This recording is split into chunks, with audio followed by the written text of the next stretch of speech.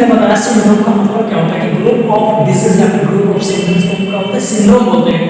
तो जो glomerulus inflammation के कारण बहुत सारे सिम्टम्स देखने को मिलता है, इसी को हम लोग नेफ्रोटिक सिंड्रोम बोलते हैं। तो जैसे क्या क्या देखने को मिलता है, तो हम लोग को देखने को मिलेगा एक वर्ड दिया गया है, इसमें क्या क्या देखने को, तो एक टर्मिनोलॉजी है इसको बोलते हैं पेस के नाम से, मैंने याद करने के लिए बताया हूं। पी से प्रोटीनूरिया, एल से लिपिड अप यानी हाइपरलिपिडेमिया, ए से एल्बुमिन का इंक्रीज होना, फिर से डाउन हो जाना, तो albumin down, and see cholesterol up, cholesterol का लेवल इंक्रीज कर देगा, और ई का मतलब होगा एडिमा, जैसे कोई पार्ट से उसमें आपको एडिमा स्वेलिंग देखने को मिलेगा। तो बात करते हैं क्या बोलेंगे, it is a sign and symptom of glomerulus inflammation. Glomerulus inflammation के कारण जो साइन एंड सिम्पटम्स देखने को मिलता है, जैसे it is a primary glomerulus disease characterized by, किसके बारे में क्या चला गया, प्रोटीनूरिया, प्रोटीन की मात्रा जब यूरिन में देखने को मिलने लगता है तो उसे क्या होता है, प्रोटीनूरिया बोलते हैं। हाइपोएल्बुमिनिया मैंने जैसे अभी बताया, मैंने हाइपो मतलब क्या बोला है कि हाइपो मतलब होता है कम होगा,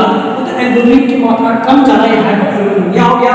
फिर मान लिया डिफ्यूज ओडियमा, मतलब जगह जगह पे क्या चल रहा है, एडिमा स्वेल कर रहा है, इसको बोलते हैं diffuse oedema, and high serum, serum का मतलब है कि ये सब क्या आपको सिम्पटम्स देखने को मिलेगा क्या चीज में, जो नेफ्रोटिक सिंड्रोम है उसमें यह देखने को मिलता है। तो फ्रेंड्स यहाँ पे जो मैंने आपको बताया था लिपिड कैसे, मैंने यहाँ पे बात किया हाइपोएल्बुमिनिया का, तो यहाँ जो एल्बुमिन का लेवल है ये डाउन है, ये क्या चला इंक्रीज कर जाएगा। तो फ्रेंड्स बात करूंगा कोर्स के बारे में, एंटी साइन एंड सिम्पटम्स के बारे में। मैंने साइन एंड सिम्पटम्स को पहले ही बताया कि क्या होता है, एल्बुमिन का लेवल कम हो जाता है, इसको हाइपोएल्बुमिनिया बोलते हैं।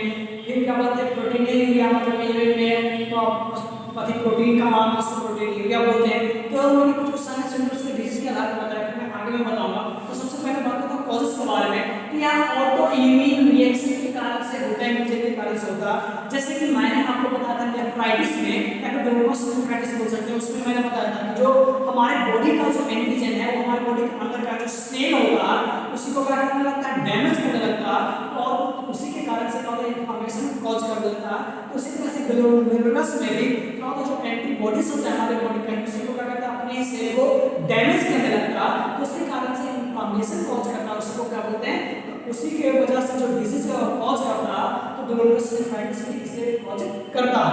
फिर सेकंड बात करते हैं एंटीबॉडी रिएक्शन, सेम वही बात हुआ। फिर स्ट्रेप्टोकोकस इन्फेक्शन, जो स्ट्रेप्टोकोकस है उसके इन्फेक्शन के कारण।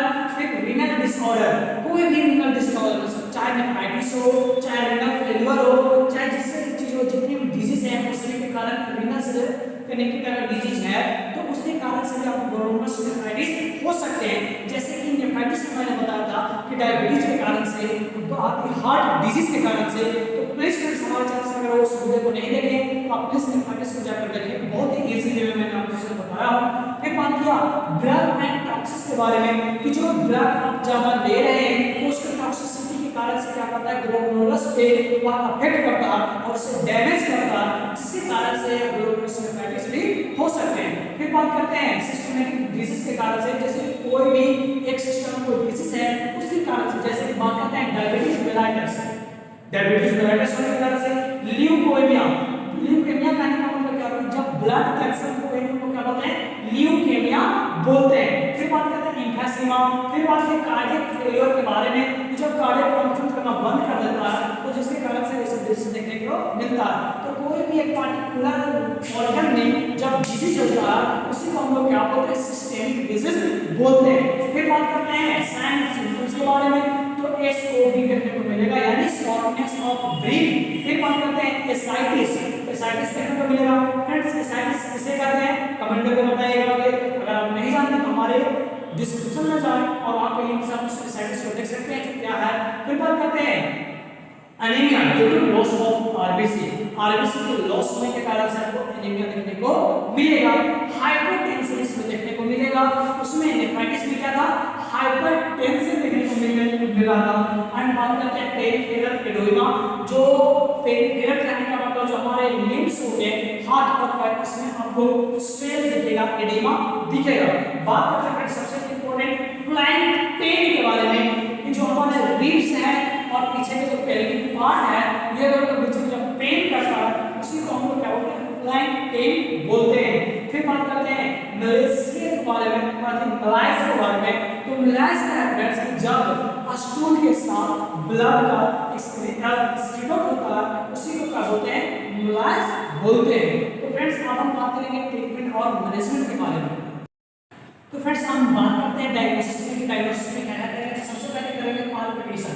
पाल्पेशन क्यों करेंगे फ्रेंड्स, क्योंकि हमारे जो देखने क्या होता है एडिमा कॉज कर रहा था, जो एडिमा में क्या क्या तो उसमें देखेंगे एसाइटिस देखेंगे और क्या करेंगे किडनी नॉट पाल्पेबल। जब हम टच करेंगे किडनी के पास में पीछे यहाँ किडनी के पास में क्या होगा, टच करने नहीं देगा, उससे बहुत ज्यादा पेन करेगा। एसाइटिस जो पेट के पास में हो जाता है, एसाइटिस क्या होता है तो जो स्पेस होता है डोमेन में उसी में क्या होता है फ्लूइड का एक्युमुलेशन ज्यादा हो जाता है तो पाल्पेट करने नहीं देगा।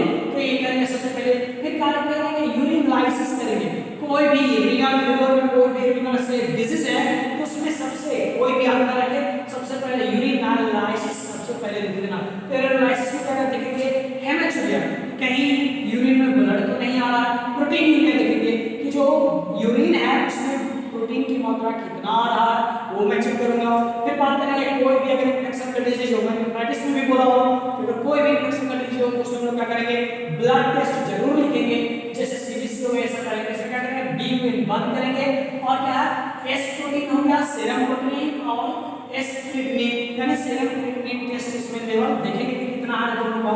फिर करेंगे नीडल बायोप्सी करेंगे, किसका, किडनी का नीडल बायोप्सी करेंगे और फिर करेंगे ईसीजी करेंगे। ईसीजी किसका कैसा करेंगे तो केयूबी जो रीनल किडनी यूरेट का, तो हम करेंगे किडनी यूरेट और ब्लडर का एक्सरे करेंगे। फिर मैं यहाँ पे लिख रहा हूँ किडनी यूरेट यानी जो फ्रेंड्स ये वर्ड से पता चल रहा है कि किडनी का, यूरेथ्रा का और कच्चा ब्लडर का, ये तीनों का क्या करेंगे एक्सरे करवाएंगे। फिर बोला रीनल अल्ट्रासाउंड, जो रीनल है उसका क्या करेंगे अल्ट्रासाउंड करवाएंगे। आईवी ये ट्यूब करवाएंगे, इंट्रावेनस यूरा जो करवाएंगे। अब बात करते हैं फ्रेंड्स कॉम्प्लिकेशन के बारे में कि क्या क्या कॉम्प्लिकेशन देखने को मिलेगा। तो इसमें आपको क्या मिल सकता है, हाइपोकैलेमिया मिलेगा। हाइपोकैलेमिया पोटेशियम का लेवल जो कम डिक्रीज कर रहा है उसको क्या बोलते हैं, हाइपोकैलेमिया बोलते हैं। फिर बात करते हैं रीनल वेन थ्रोम्बोसिस, जो रीनल वेन होता है वो जिससे ब्लड का सप्लाई होता है उसको क्या मिलेगा, आपको थ्रोम्बोसिस देखने को मिलेगा। कोरोनरी आर्टरी थ्रोम्बोसिस, जो कोरोनरी आर्टरीज है उसमें थ्रोम्बोसिस देखने को मिलेगा और पल्मोनरी एडिमा कॉज करेगा। ये सब फ्रेंड्स आपको कॉम्प्लिकेशन देखने को मिलेगा।